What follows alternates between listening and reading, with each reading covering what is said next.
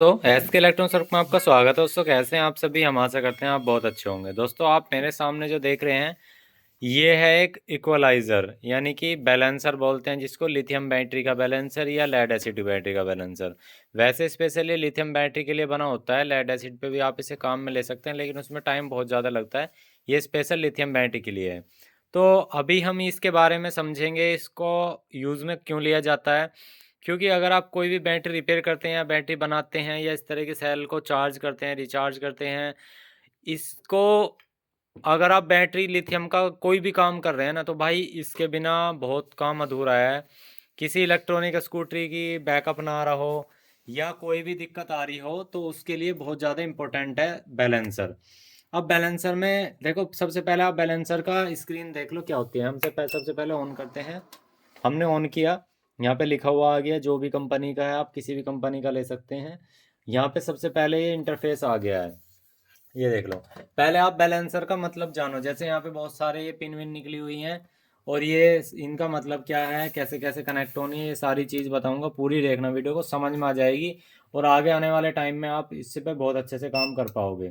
देखो, अब मान लो आपके पास ये एक ये लिथियम बैटरी है, ठीक है। आप इसको डायरेक्ट चार्ज कर रहे हो, किसी किसी भी चीज़ से चार्ज कर रहे हो, बस इसे चार्ज कर रहे हो, ठीक है। बस ये चीज़ याद रखो।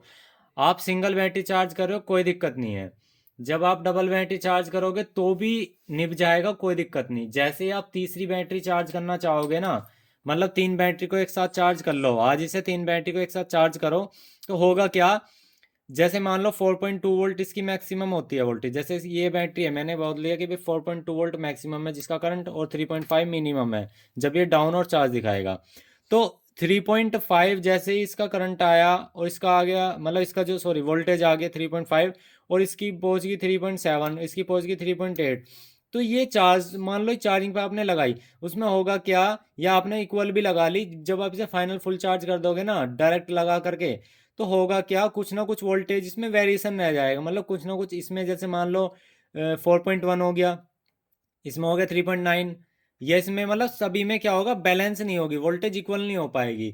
तो उस कंडीशन में होगा क्या, जब आप इससे बैकअप लोगे ना, बैकअप में बिल्कुल भी मज़ा नहीं आएगा, चार्जिंग में बिल्कुल भी मज़ा नहीं आएगा। और ये बैटरी जल्दी जल्दी ख़राब हो जाएगी, डिक्रीज हो जाएगी, मतलब इसकी हेल्थ ख़त्म हो जाएगी। तो उस चीज़ को देखने के लिए क्या होता है, मान लो इसकी 3.9 है और इसकी 4 कुछ है, तो ये क्या होता है, एक सही सेट वोल्टेज सेट करते हैं। अब जैसे यहाँ पे देखो, यहाँ पे लिखा हुआ है, ये देखो, हमारी टोटल वोल्टेज का मतलब है हमने जितनी भी इसके अंदर बैटरी कनेक्ट कर रखी हैं। अभी आप यहाँ पे देखो, ये लिख रहा है B1 और लास्ट में लिखा हुआ है B24, यानी कि हम इससे 24 बैटरी यानी कि 24 सेल चार्ज कर सकते हैं एक साथ। मतलब सॉरी, चार्ज नहीं, बैलेंस कर सकते हैं एक साथ। चार्ज ही बोल सकते हैं, क्योंकि क्या होता है, ये चार्ज डिस्चार्ज धीमे धीमे चार्ज डिस्चार्ज एक दूसरे से करंट लेन देन ऐसे करती है। अब इसका बैलेंसर का काम क्या होता है, यही होता है। इसकी वोल्टेज 3.9 है तो आपने सेट कर दी मैं 3.9, तो 3.9 इस तरह से करके सभी में ये बैलेंस कर देगी। यानी कि इसकी वोल्टेज को है, एक एक मिली वोल्टेज को भी इक्वल कर देगी, जो कि हमारा बैकअप बढ़िया आ जाएगा। यहाँ पे लिखा होता है एवरेज वोल्टेज हमें कितनी रखनी है, मैक्सिमम वोल्टेज हमें कितनी रखनी है, मिनिमम वोल्टेज कितनी रखनी है, वोल्टेज ड्रॉपेज हमारा कितना आ रहा है भाई, इसमें 1 में कितनी है तो 2 में इतनी है, बैलेंस कितनी वोल्टेज करी इसने वो देख रहा है, नंबर ऑफ स्ट्रिंग यहाँ पे कितनी सेल जुड़ी हुई है इसके साथ, ये दिखाता है। जैसे मान लो हमें कोई भी एक सेल इससे चेक करनी हुई, तो दोस्तों एक सेल के लिए कुछ भी काम नहीं करता। एक सेल के लिए कैसे काम करेगा, अगर आपने लगा दिया तो यहाँ पे आप देखेंगे ये हमारे इस तरह की एक पीसीबी मिलती है। इसके अंदर यहाँ B1 लिखा हुआ, बैटरी 1, बैटरी 2, बैटरी 3 इस तरह से लिख के, और बैटरी 24 तक आ गई। तो ये जो पिन नंबर 1 होती है ये नेगेटिव होते हैं, यानी कि बैटरी का इस तरह का नेगेटिव। कोई भी आप ओला की, एथर की या टीवीएस की किसी भी चीज़ की बैटरी रिपेयर कर रहे हो तो दोस्तों उसका एक कनेक्टर होता है, वो इसमें कनेक्टर फिरा के छोड़ दीजिए। लेकिन शर्त ये होती है, नेगेटिव की तरफ नेगेटिव होनी चाहिए, बाकी सीरीज वाइज होनी चाहिए। तो बैटरी की वो सभी वोल्टेजेस दिखाएगा, हम प्रैक्टिकल वीडियो आपको दिखा देंगे, वो कोई दिक्कत वाली बात नहीं है नेक्स्ट वीडियो में। इस वीडियो के अंदर हम आपको इसके अंदर खोल के भी दिखाएंगे इसके अंदर होता क्या है, इसके अंदर क्या मटेरियल लगा हुआ है और क्या क्या आइटम है इसके अंदर।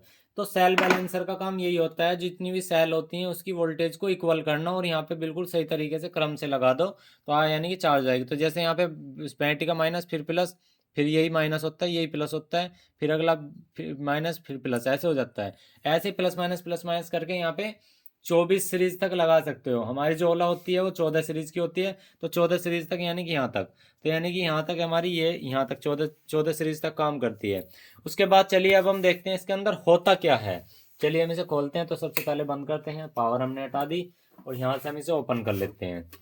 दोस्तों ये चार्ज नहीं करता, मैं आपको पहले ही बता दे रहा हूँ। इसका कोई भी काम ऐसा नहीं होता कि ये चार्ज करेगा। भाई ये चार्ज नहीं करता, ये सिर्फ एक सेल से दूसरी सेल में करंट को ट्रांसफर करता है ऐसे। मतलब इसकी वोल्टेज कुछ इसमें, इसकी वोल्टेज कुछ इसमें। इसका काम चार्ज नहीं होता। मैं फिर से बता दे रहा हूँ, बैलेंसर सिर्फ एक ऐसी मशीन है कि इसको अगर इसमें 4.2 से ज्यादा वोल्टेज पहुंच गई, 3 मतलब 4.3 पहुंच गई किसी वजह से, यानी कि ओवर चार्ज होगी, तो ये 4.2 कर देगा। हमने अगर यहाँ 4.2 कर रखी हो तो उसको हीटिंग के रूप में ये रेजिस्टेंस लगाई हुई है, हीटिंग के रूप में उसके करंट को खत्म करता रहेगा, मतलब वोल्टेज को खत्म करता रहेगा, 4.2 पहुंचा देगा।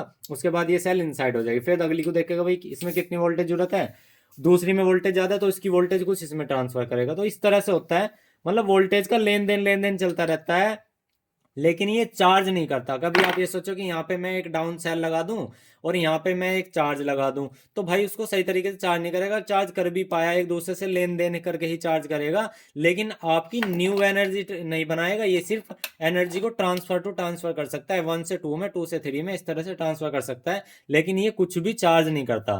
सेल बैलेंसर का काम यही होता है, क्योंकि चार्ज के लिए आप देख सकते हैं सिर्फ इसमें 12 वोल्ट की पिन लगी हुई है, वो भी इसके एमसीयू को चलाने के लिए। इसके अंदर जो आईसी लगी हुई है, माइक्रो कंट्रोलर आईसी जो लगी हुई है, उसको चलाने के लिए।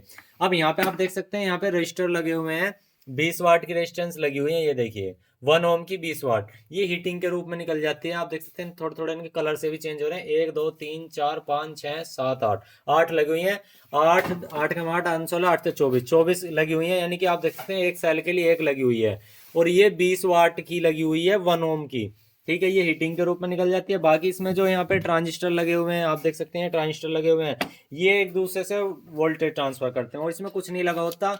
बाकी ये है अपना, यहाँ पे डिस्प्ले दे रखी है और कुछ भी नहीं है इसके अंदर, और एक फैन दे रखा है, और इसमें ज़्यादा सिरदर्दी वाली चीज़ नहीं है। और रही बात कनेक्शन की, तो आप एक बार इसकी फ्रंट से देख लो। ये यहाँ पे मेन पीसीबी लगी हुई है, इसको चलाने के लिए जो कि यहाँ पे चार्जर दिया होता है, इस तरह का चार्जर होता है। इसकी जो कीमत होती है दोस्तों 15 से 20 हजार रुपए की होती है। ये एम्पियर के हिसाब से आता है। हमारा 2 एम्पियर भी आता है, 3 एम्पियर भी आता है, 4 एम्पियर भी, 5 एम्पियर भी। इससे बड़ा भी आप लेना चाहोगे तो 10 एम्पियर भी आता है। आप जितना ज्यादा एम्पियर का लोगे उतने ही महंगा है। अब एम्पियर का मैनेजमेंट क्या है, मान लो ये सेल मेरे पास 5 एम्पियर की है, 5000 mAh की है, ठीक है।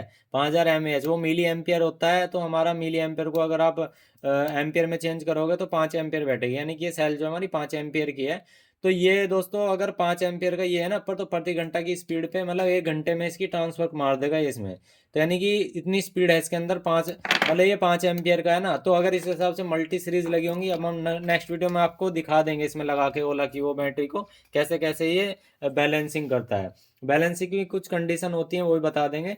तो दोस्तों ये जो चीज़ें हैं कनेक्शन का, आप समझ लो। मैं कनेक्शन बता दे रहा हूँ।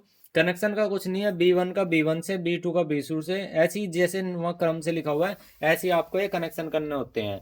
अब इसमें एम्पियर का क्या सीन होता है, अगर 2 एम्पियर का हुआ तो 2 एम्पियर के करंट से चार मतलब ट्रांसफर करेगा करंट को, और डिस्चार्ज करेगा। ये डिस्चार्ज और ट्रांसफर ये ऐसे करता रहेगा 2 एम्पियर के करंट से। अगर ये 3 एम्पियर का तो 3 एम्पियर से करेगा लेन देन, इसमें से इसमें, इसमें से इसमें।